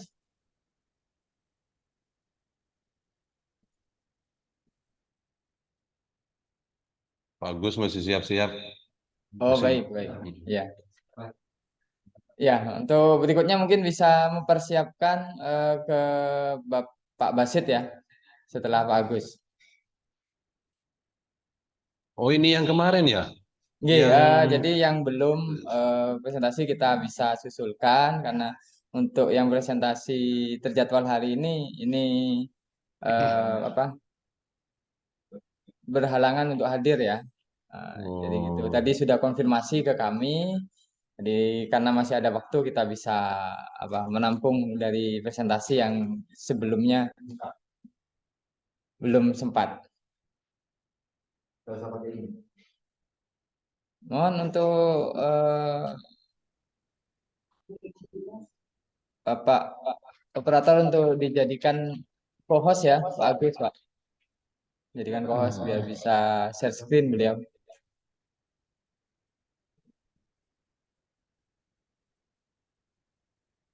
Baik, siap Pak Agus ya.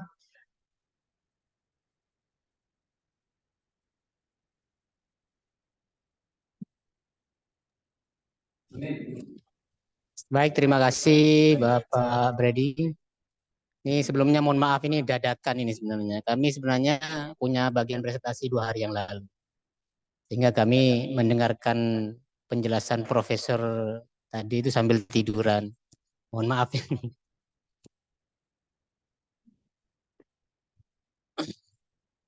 Baik, saya akan share screen-nya dulu.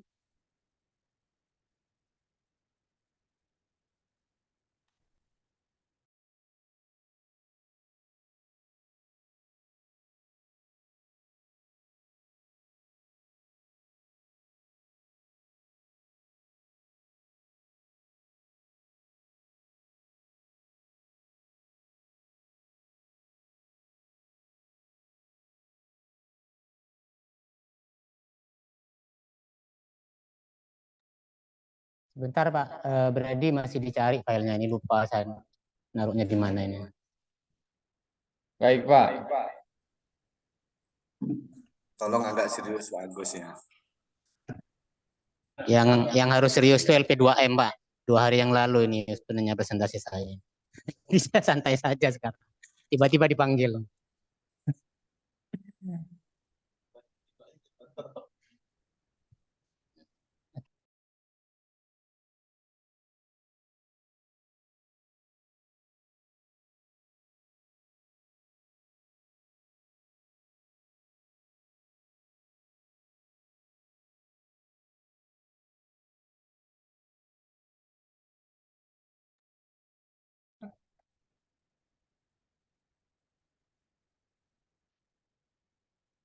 Atau saya bantu share screen Pak Agus untuk standarnya ya. Ini saya taruh di folder mana, saya sudah lupa ini Pak. Oh gitu. Ini mau saya cari dulu ini. Ya. Coba ini kemarin saya buka di sini. Cara mencarinya.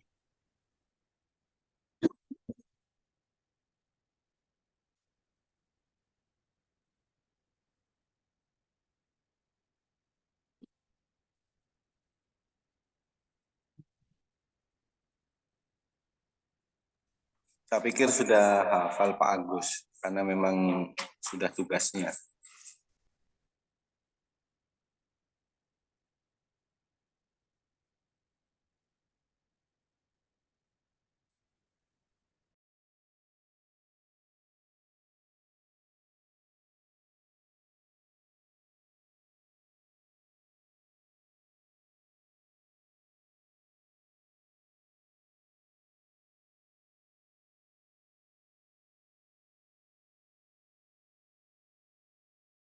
Gimana cara share screen-nya ini? Share screen ya? Share screen, bentar. Oke. Ini. Sip. Sudah muncul Pak Brady? Screen saya, layar saya? Sudah bagus. Oke, Sudah, ya. sudah muncul. Baik. Assalamualaikum warahmatullahi wabarakatuh. Waalaikumsalam warahmatullahi wabarakatuh. Saya di sini mempunyai bagian atau tugas perumusan terkait dengan standar penilaian pengabdian kepada masyarakat. Yang pertama sudah ada penanggung jawabnya, karena PKM itu penanggung jawabnya adalah Bapak Dr. Ahmad Fawaid MA selaku Ketua Tim Perumus. Kemudian pemeriksaan, persetujuan, pertimbangan dan lain sebagainya sudah saya isi di sini. Kemudian ini daftar isi terdiri dari beberapa poin, item. Ya. Yang pertama visi misi, rasionalisasi, dan seterusnya. Selanjutnya standar penilaian pengabdian kepada masyarakat. Yang pertama adalah standar penilaian terkait dengan visi misi. Kemudian ini visi misi yang sudah terbaru, menjadi perguruan tinggi unggul dan berkeadaban dalam pengembangan Tridharma secara inovatif, berlandaskan trilogi dan panca kesadaran santri, Santren Nurul Jadid bagi pembangunan masyarakat Indonesia dan dunia tahun 2027. Kemudian visi, tujuan, dan seterusnya. Kemudian yang poin B, rasional standar ya. Yaitu mungkin tidak perlu saya baca ya. Saya akan ke poin-poinnya secara langsung. Istilah dan definisi, kemudian pihak-pihak yang bertanggung jawab, kemudian pernyataan isi standar penilaian PKM. Yang pertama adalah Wakil Rektor 3, Kepala LP3M dan Kepala Bagian PKM menjamin standar penilaian PKM mencakup kedalaman dan keluasan materi PKM dasar, PKM terapan, dan PKM pengembangan. Jadi ada jenis PKM yang di dalam pernyataan isi standar penilaian ini, yaitu PKM dasar, PKM terapan, dan PKM pengembangan. Kemudian yang kedua, Wakil Rektor 3, Kepala LP3M, dan Kepala Bagian PKM menjamin bahwa materi PKM dasar, PKM terapan, dan PKM pengembangan mencakup materi kajian khusus untuk kepentingan nasional yang akan berdampak pada perubahan, pembentukan, dan pembangunan bangsa di masa depan, dan kemanusiaan berbasis kearifan lokal, serta memuat prinsip-prinsip kemanfaatan, kemutahiran, dan mengantisipasi kebutuhan masa mendatang, dan seterusnya, sampai dengan poin 13. Kemudian ini proses PPIPP-nya pada standar penilaian, yaitu yang pertama penetapan, yang kedua pelaksanaan, yang ketiga evaluasi, yang keempat pengendalian, yang kelima peningkatan, dan ya yang terakhir adalah peningkatan di dalam PPEPP. Kemudian strategi pelaksanaan daripada standar penilaian itu yang pertama adalah Kepala LP3M menyusun rencana strategis PKM, skema PKM, dan standar penilaian PKM. Kemudian yang kedua, Kepala LP3M dan Kepala Bagian PKM menyusun rencana kerja anggaran tahunan. Yang ketiga, Kepala LP3M mensosialisasikan standar penilaian PKM UNUJA secara menyeluruh ke pemangku kepentingan, baik dosen ataupun kepada tenaga kependidikan. Yang keempat, Kepala LP3M dan Kepala Bagian PKM melaksanakan peningkatan kompetensi pengabdian dosen. Yang kelima, Kepala LP3M dan Kepala Bagian PKM mendorong peningkatan publikasi dosen. Yang keenam, Kepala LP3M dan Kepala Bagian PKM melakukan kerjasama dengan berbagai mitra untuk meningkatkan standar. Nah, ini indikator ketercapaian standar. Yang pertama bersumber ya, sumbernya dari Renstra. Indikatornya adanya dokumen rencana strategis PKM yang memuat landasan pengembangan peta jalan atau roadmap, sasaran, program, strategis, dan indikator kinerja. Renstra PKM adanya dokumen pedoman pengabdian kepada masyarakat tentang tata cara penilaian PKM beserta bukti sosialisasinya. Yang ketiga, Renstra PKM sumbernya, indikatornya adalah adanya bukti pelaksanaan proses PKM mencakup tata cara penilaian dan review, legalitas pengangkatan reviewer, hasil penilaian usulan PKM, legalitas penugasan pengabdi atau kerjasama PKM, berita acara hasil monitoring dan evaluasi PKM. Dan terakhir dokumentasi luaran PKM. Itu standar penilaian PKM ya, standar penilaian PKM dari saya. sebagai penanggung jawab tim perumus ini. Terima kasih Pak Brady. Baik, terima kasih Pak Agus atas presentasinya. Monggo berkenan Prof. Wahyudi untuk memberikan masukan. Baik, terima kasih Pak Freddy, terima kasih Pak Agus. Prof. Mungkin saya yang terakhir aja Pak ya, yang standar penilaian terakhir ya, indikator terakhir ya. Nah, itu kan ada bukti pelaksanaan proses PKM, ya, mencangkup tata cara ya, tata cara penilaian dan review, terus legalitas pengangkatan reviewer, terus hasil penelitian usulan PKM, legalitas penugasan pengabdian kerjasama PKM, berita acara hasil monitoring dan evaluasi PKM, dan dokumentasi luaran PKM. Nah, kan apa istilahnya, kondisi saat ini yang kita hadapi itu kan ada dosen yang sudah katakanlah sudah senior, terus mungkin ada juga yang di junior, gitu. Nah, di dalam memberikan terutama review itu ya, itu kan dalam aspek penelitian kan ada namanya objektif, terus transparan, tapi kan juga ada sifat-sifat membina ya, membina, terutama untuk dosen-dosen yang katakanlah yang masih baru atau yang asisten ahli begitu. Nah, itu kan biasanya memang dananya juga kecil, tetapi kan biasanya kalau dari dikti dulu ada namanya katakanlah peneliti dosen muda itu dari kementerian mewajibkan itu jangan jangan ditolak ya. Ataupun kalau memberikan nilai jangan terlalu ekstrim karena nanti akan mematikan ya motivasi maupun daya juang dari adik-adik yang masih katakanlah masih junior itu. Nah, apakah di dalam membuat instrumen penilaian tata cara penilaian dan review ini, apakah hal seperti itu juga dikembangkan oleh teman-teman di Unija, Pak? Ya, pada dasarnya kita juga membimbing dosen-dosen junior dari dosen senior itu, bukan hanya dari terkait dengan PKM saja, tapi dari semuanya, Prof. Jadi di PKM ini juga akan membimbing bagaimana jalan keluar apabila proses pembuatan pelaksanaan proses PKM-nya itu kurang memadai dalam penilaian senior, kita akan memberikan pembinaan. Sama sebenarnya dengan yang penting kita jangan mematikan semangat daripada dosen-dosen junior itu, Prof. Nah, berikutnya kalau tidak salah kan di Unija kan mengembangkan aplikasi yang Risbang, yang online itu ya, yang untuk penelitian maupun PKM. Nah, berarti dalam proses review dan juga penilaian itu dilakukan secara online, Prof. Ya.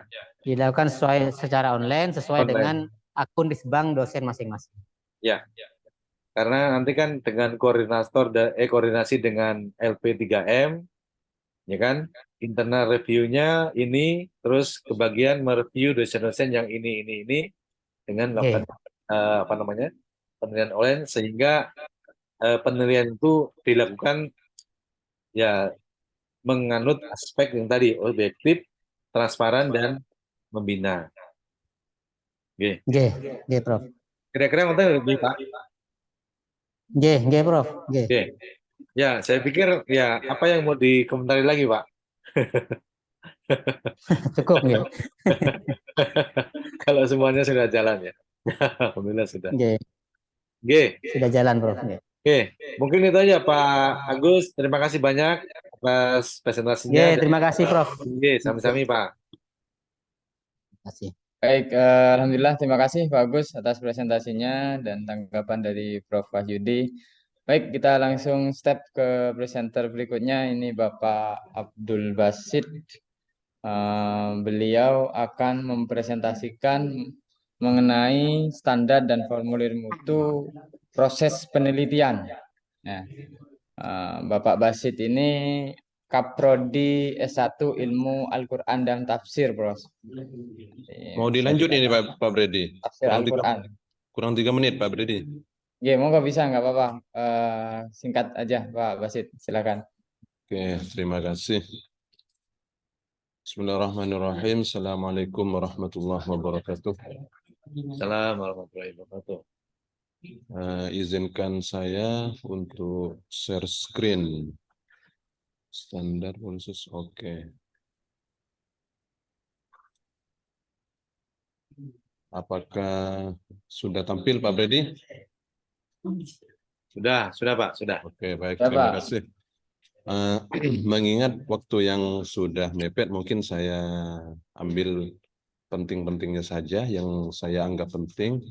Saya di sini mendapat tugas untuk mempresentasikan standar proses penelitian. Mungkin tidak jauh beda dengan Bapak Agus tadi, cuma bedanya yang saya penelitian, yang Pak Agus itu PKM.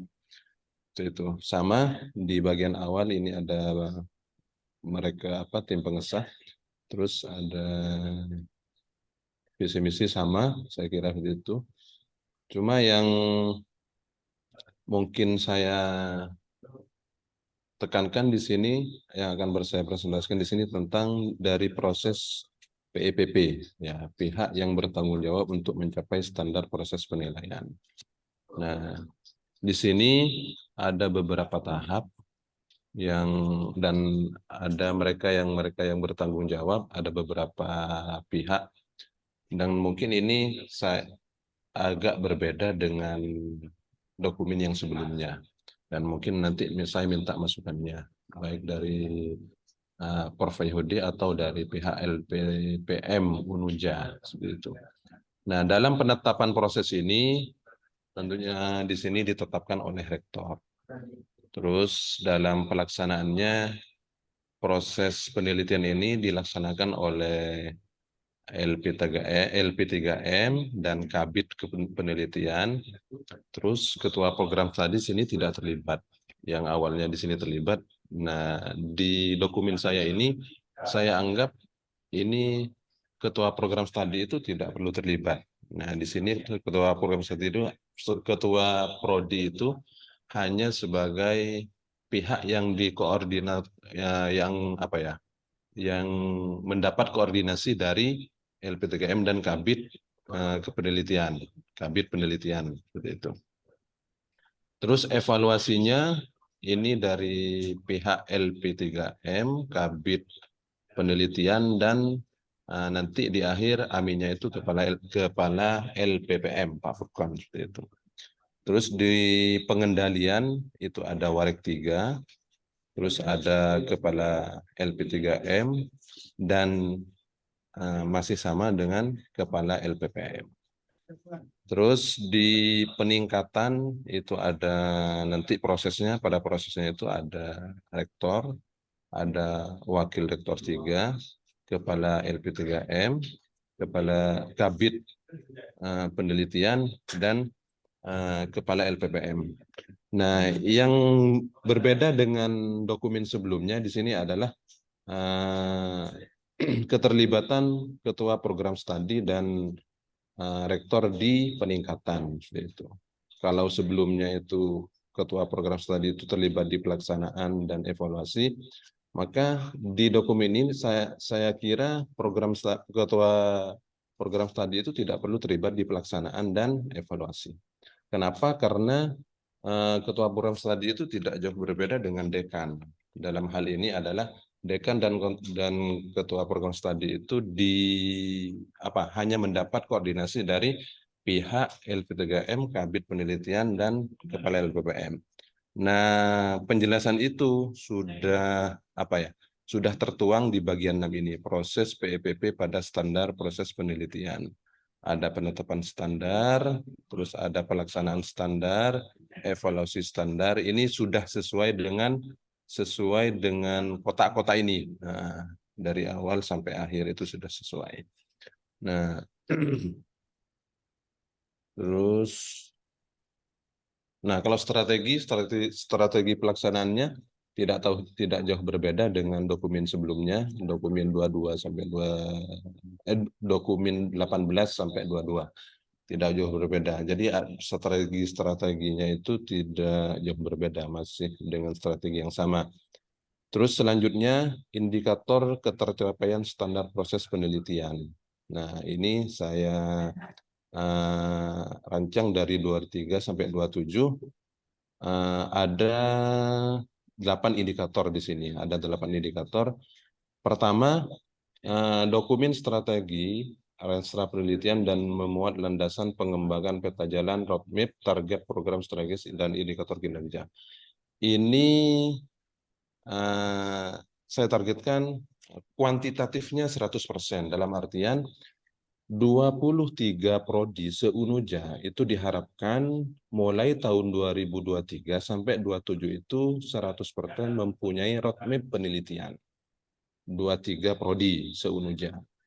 Nah, terus indikator dokumen pedoman penelitian ini dari tahun 23 sampai 27 itu diharapkan ada semua. Nah, karena ini dokumen maka tidak bisa dikuantitatifkan, saya kira seperti itu. Terus untuk yang ketiga, bukti pelaksanaan proses.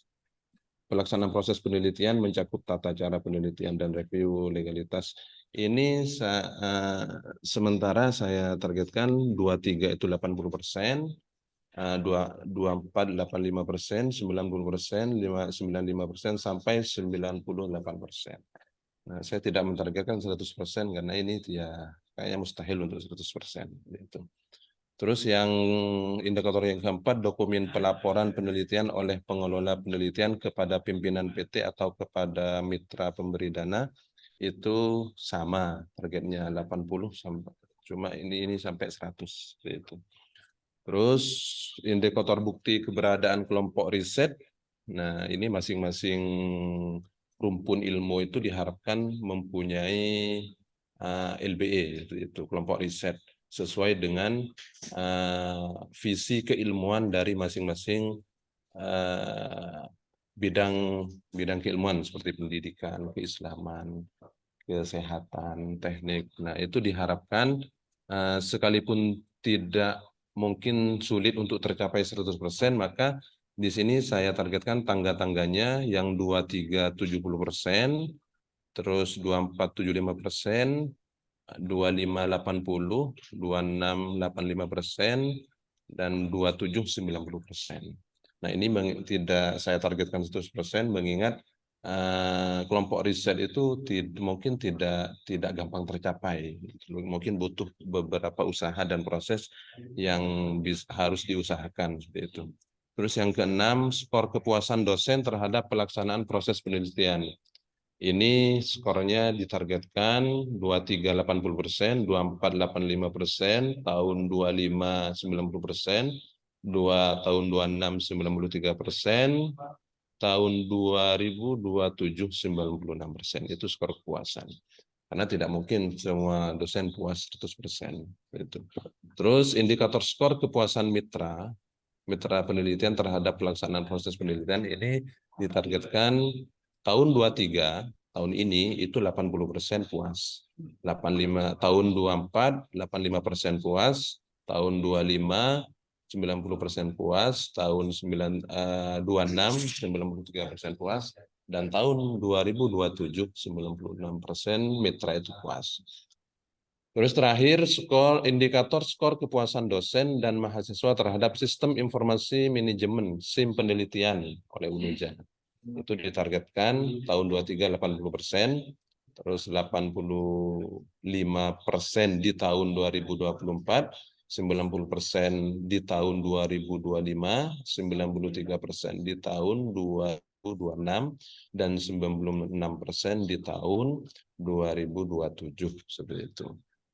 Nah, terus dalam proses penelitian ini nanti pada proses AMI oleh LPPM itu diharap setidaknya ini akan tercapai semua dokumen itu jika memenuhi dokumen terkait yaitu Renstra Penelitian Unuja yang yang dibuat oleh LP3M, pedoman penelitian, roadmap penelitian LP3M, roadmap penelitian fakultas, dan roadmap penelitian program studi.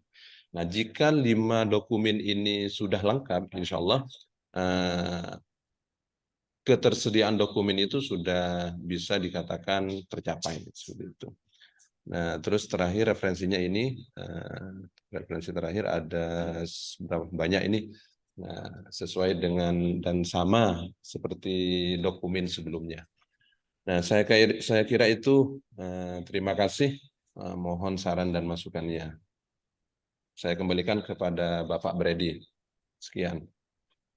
Baik, terima kasih Pak Basit untuk presentasinya. Kita langsung ya, monggo Prof. Yudi untuk memberikan masukan. Baik, terima kasih Pak Basit atas pemaparannya. Ya, Bapak ini belajar agama, tapi belajar penjaminan mutu juga baik ya. Santri serba bisa, diharapkan Ya, begitu. itu dia saya mau bilang Pak.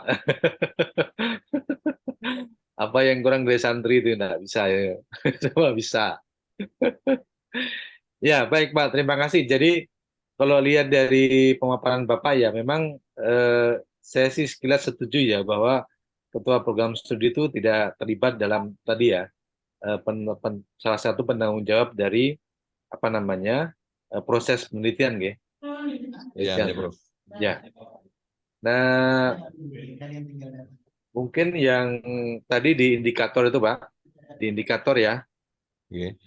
yang terakhir sekali Pak, yang terakhir sekali. Ya, skor kepuasan dosen dan mahasiswa terhadap sistem informasi manajemen penelitian. Nah, ini apakah yang dimaksud Bapak ini dengan tata kelola nggih? Sistem Ya, informasi. betul, Ya, betul. tata kelola ya. Oke. Ya, Prof. Ya, berarti kalau memang itu ya, itu sebenarnya yang tadi yang saya ingin sarankan. Kalau memang itu yang dimaksud sebagai tata kelola berarti ya sudah termasuk dalam Ya, itu. pengelolaan Nah, proses penelitian. Nah, satu hal tadi yang pertama, Pak. Yang pertama, indikator nih. Ya. Nah, itu kan 100% nih. Oke. Nah, tadi Bapak kan membacakan ya, menyebutkan bahwa semua program studi. Ya, betul. Ya, semua program studi memiliki roadmap ya. Oke. Roadmap penelitian. Jadi kalau memang itu ya sebaiknya disebutkan di situ, Pak.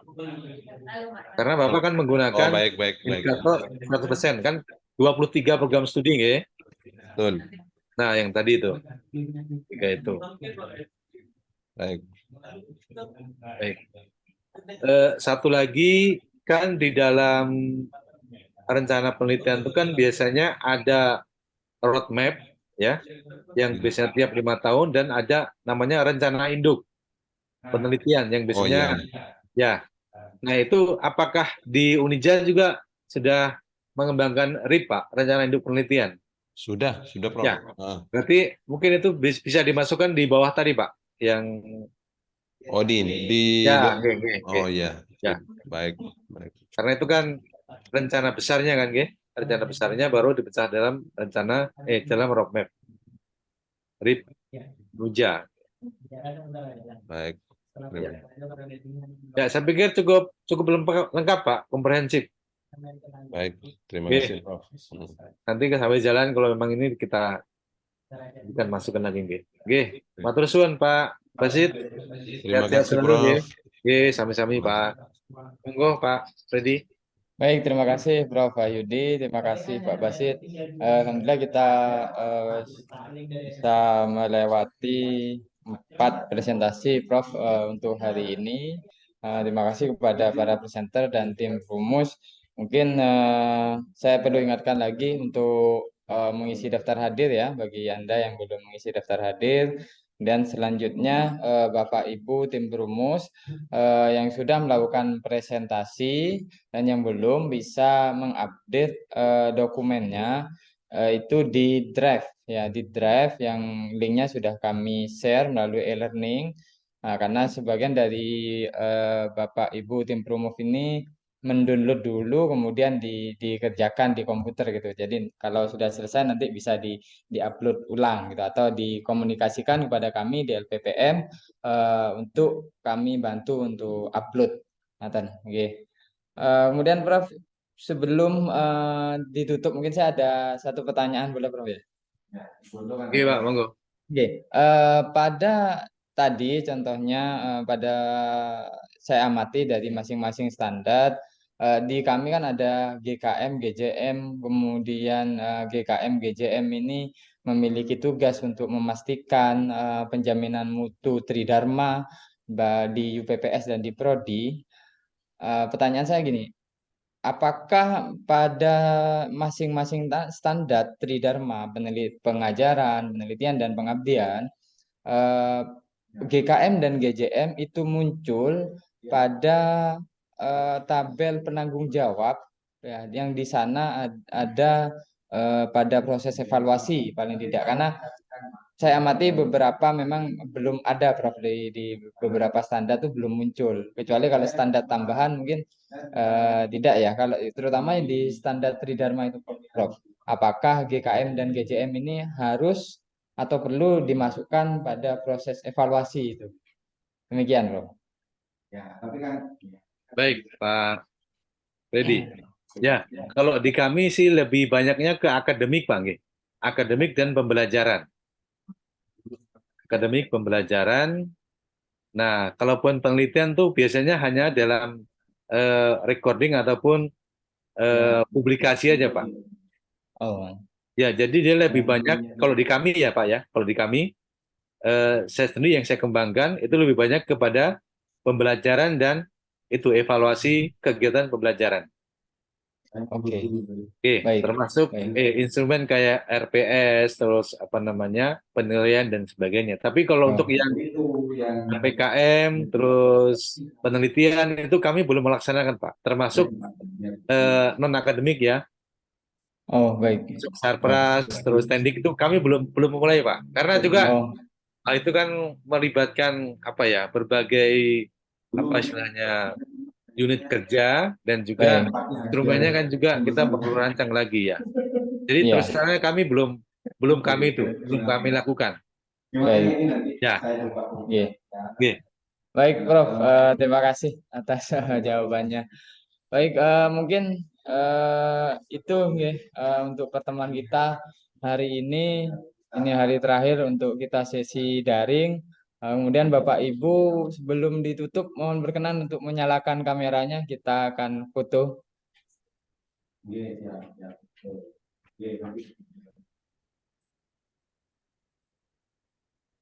Satu, dua, tiga. Baik, terima kasih. Nah,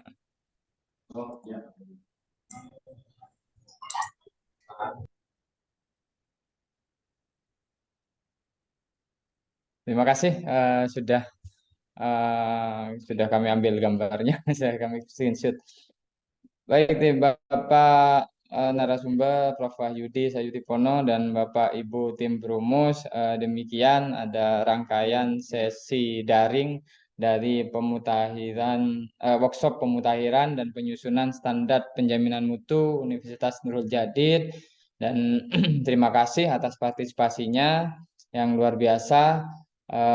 Kami sangat apresiasi terutama dari tim Perumus dan khususnya kepada Prof. Wahyudi selaku detaser dan insya Allah kita akan bertemu nanti di sesi luring. Prof, insya Allah Prof. Wahyudi akan hadir di kampus kami. Mudah-mudahan kita diberikan kesehatan terus ya untuk bisa bersama-sama terus demi kita penjaminan mutu Nurul Jadid yang lebih baik. Mungkin itu dari kami, Prof. Kiranya dari Prof. Wahyudi ada yang mau disampaikan sebelum kami tutup. Ya, kesannya dari awal sampai ini semakin progres nih. Semakin lengkap. Alhamdulillah. Terima kasih, Prof. Ya, semakin lengkap ya, semakin lengkap, semakin Nanti kalau ketemu langsung Tambah grace, Bro. Oh iya. Ya harapannya gitu Pak ya. Ya saya juga sangat banyak belajar ya, banyak belajar dari teman-teman di Unuja ya. Dalam arti kekompakan, terus standarnya diuraikan satu-satu ya. Kami belum sampai situ Pak. Kami masih dalam dokumen bendel gitu ya. Nah ini saya lihat teman-teman di situ sudah menguraikannya dengan sangat detail ya. Juga eh, yang saya apresiasi sekali adalah teman-teman sangat kompak gitu ya. Yang ini bagian ini, presentasinya ini dan saya pikir tuh satu modal yang modal yang sangat berharga ya bagi Unuja untuk ke depan tuh. Karena terus terang saja Bapak sekalian, kita di penjaminan mutu ini apa ya istilahnya? Itu kerja banyak, terus tidak semua orang suka di situ. Karena memang kita sukanya ini apa ya? Kalau orang Jawa Timur bilang ngobrak-ngobrak orang itu. Mana ininya, mana ininya, mana ini kenapa begini begini. Dan itu biasanya dibenci orang gitu ya, dibenci orang ya, dibenci orang gitu. Tapi saya pikir untuk apa namanya institusi kita ya kita memang harus saling membantu ya, saling membantu, saling menghilangkan ego itu mungkin intinya. Nah itu kayaknya kami yang negeri ini kayaknya harus belajar ya, apalagi di Indonesia Timur ini. Ya, Bapak tahu ya, karakter kami di Indonesia Timur ini kan ya begitulah banyak apa istilahnya eh, hal-hal non teknis yang Bapak bisa bisa lihat, bisa amati, bisa dengar ya dari berbagai media sosial maupun dari pengalaman teman-teman mungkin yang pernah ke sini gitu. Mungkin itu aja Pak untuk sementara, nanti untuk panjang lebarnya nanti kita bisa kopi darat saja. Siap, siap. Terima kasih Prof ya Oke, atas sami-sami. masukannya ya. Memang di penjaminan mutu Universitas Nurul Jadid ini insya Allah kami punya komitmen yang sama lah untuk menjamin gitu. Jadi Ya, LPPM ini kan hanya sebagai tool atau oke. alat saja gitu. Tapi komitmen untuk menjamin mutu itu kita bersama-sama Prof. Sehingga Oke. insya Allah saya yang ada di LPPM sebagai Kabid Penjaminan Mutu Internal itu tidak akan pernah dibenci oleh teman-teman karena suka ngobrak-ngabrik. Layak Pak Brady Itu ketua Bapak LPPM itu ya. kita. Malah disayang ya. Ya, harusnya begitu. Baik, terima kasih Prof. Wahyudi, terima kasih Oke, Bapak sami-sami Ibu Pak. tim Brumus. Nanti ketemu hari Sabtu Bang ya. Ya, mungkin. Kan. Ketemu hari Sabtu ya. Di Sabtu nggih itu untuk Ya, Sabtu untuk roadmap yang Prof nggih, roadmap roadmap penelitian. PKM nggih. Nggih, PKM nggih, Insya Allah siap. ya. Ya, Nggih, nanti nggih. kita belajar sama-sama. Oke, siap, Prof. Oke, terima kasih Prof. Wahyudi, terima kasih Bapak Ibu tim Brumus, peserta workshop penyusunan dan pemutahiran sistem penjaminan mutu Nurul Jadid atas partisipasinya yang luar biasa. Mudah-mudahan apa yang sudah kita ikhtiarkan bersama ini menjadikan Nurul Jadid, Universitas Nurul Jadid semakin mendunia. Kira-kira seperti itu ya. Amin, amin. Baik, mohon izin saya tutup pertemuan ini. Wassalamualaikum warahmatullahi wabarakatuh. Waalaikumsalam warahmatullahi wabarakatuh. Terima kasih Bapak-bapak sekalian. Assalamualaikum.